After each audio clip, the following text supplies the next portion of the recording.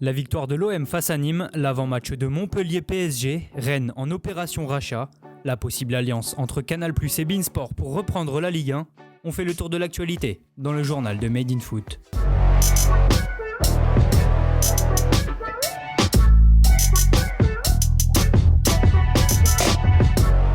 Marseille ne s'arrête plus de gagner. En allant s'imposer 2-0 sur la pelouse de Nîmes hier soir, l'OM enchaîne sa 5e victoire consécutive en championnat. Tout n'est pourtant pas parfait en ce début de match puisque sur coup franc, Niklas Eliasson touche la barre de Steve Mandanda qui était battu. Les Phocéens se créent quelques petites occasions dans une première période tendue qui voit Villas-Boas être exclu pour contestation. Sans leur coach, les Marseillais vont tout de même parvenir à ouvrir le score peu avant l'heure de jeu. Sur une ouverture d'Alvaro, Benedetto contrôle de la poitrine puis se présente face à René. L'attaquant argentin pique son ballon pour le 1-0. Marseille est devant et va ensuite se retrouver en supériorité numérique après l'exclusion de Koubas pour un deuxième carton jaune en l'espace de 4 minutes. Réduit à 10, Nîmes subit de plus en plus et Marseille en profite.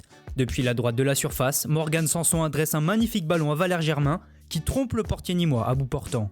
2-0 score final, Marseille remonte provisoirement à la 2e place du classement, juste derrière le Paris Saint-Germain.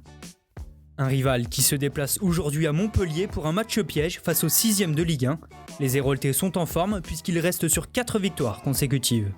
Michel Derzakarian devra toutefois se passer de son meilleur buteur Andy Delors. Touché pour la 2e fois par le Covid-19, l'attaquant algérien sera absent face au PSG.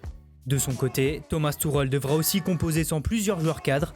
Presnel Kimpembe, Marco Verratti et Neymar sont laissés au repos par l'entraîneur allemand. Sans victoire depuis 2 matchs en Ligue 1, les Parisiens devront l'emporter ce soir à la Mosson, coup d'envoi à 21h. Plus tôt dans l'après-midi, le Stade Rennais 7e reçoit le Racing Club de Lens 9e. Avec une seule victoire sur leurs 11 derniers matchs, les Bretons continuent de chuter au classement. Pour la rencontre du jour, Julien Stéphan sera en plus privé de Gomis, Rougani, Martin et Guirassy, tous les 4 blessés. Naïef Aguerd et Martin Terrier sont quant à eux positifs au Covid-19. Pour Franck Hayes, aucune absence notoire n'est à déplorer. Le coach lensois voudra renouer avec la victoire après la défaite 3-1 face à Angers. Pour ça, il devrait aligner une équipe type avec Kakuta titulaire et les retours de Cahuzac et Ganago. La bataille pour les droits TV du football français continue.